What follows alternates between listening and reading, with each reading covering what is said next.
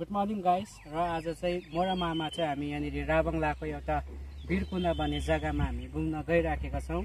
र यो चाहिँ सायद मेरो फर्स्ट एक्सप्लोर हुनसक्छ इन राबङलामा, किनभने त्यो यस्तो जङ्गलको भित्र छ भनेर हामी सुनिराखेका थियौँ, मामाले भनिरहेको थियो। र हामी केही खानेकुराहरू लिएर हामी त्यहाँनिर गइराखेका छौँ। तपाईँहरूले भिडियो हेरेर इन्जोय गरिदिनुहोस्। साह्रै पऱ्यो नि,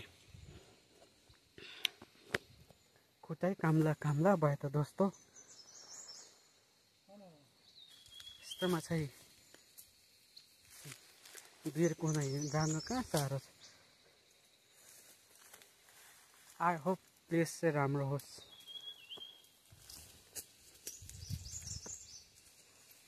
कसरी निस्किनु पर्छ?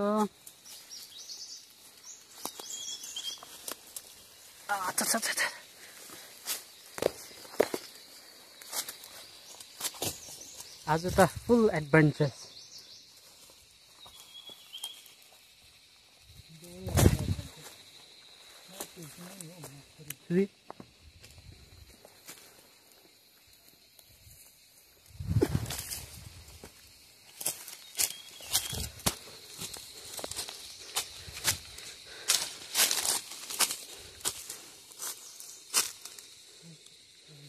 सो हामीले यस्तै 1.5 hours हामीले यो जङ्गलबाट हामीलाई निस्किन लाग्यो, बिकज हामी नयाँ हो। सो बाटो त्यति याद थिएन, कति कुरा चाहिँ हामी जङ्गलको भित्रबाट पनि आयौँ।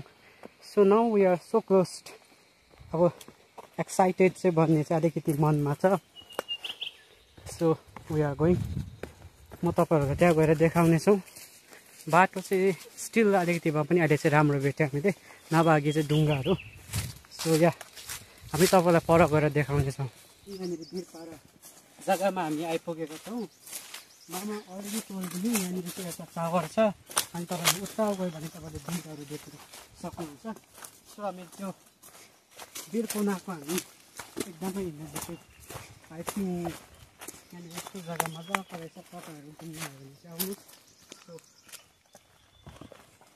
So close, excited.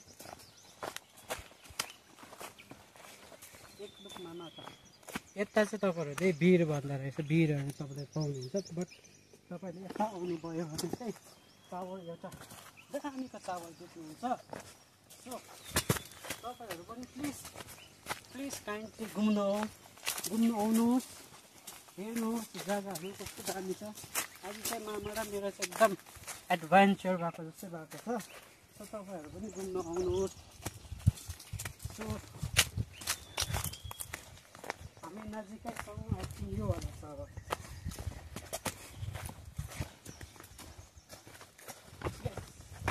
यो जग्गा चाहिँ हामीले हेर्नु आएको हो।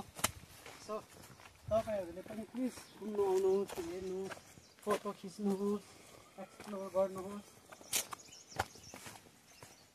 हेर्नुहोस् है कस्तो राम्रो छ यहाँनिर। यहाँ आएर तपाईँहरूले एकदम सुकुन पाउँछ। तपाईँहरूले आउनुहोस्। यहाँ चाहिँ मामाले भन्नुभयो पहिलातिर चाहिँ यहाँनिर एकदमै चावल थियो भनेर। सो अहिले चाहिँ जङ्गलभित्रै बढेको कारणले देखेको छैन। यसरी बसेर तपाईँहरूले फोटो खिच्नुहोस्। अब हामीले देखाउन आएको चाहिँ एकदमै राम्रो जग्गा छ। सो तपाईँहरू पनि प्लिज काइन्डली घुमिदिनुहोस्।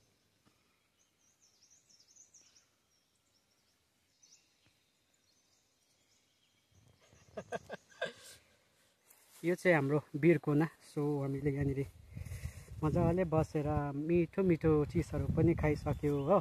अनि तपाईँलाई वीरकुनाहरू पनि यस्तो छ भनेर हामीले देखाइसक्यो। स्पेसली यहाँ चाहिँ चावर छ।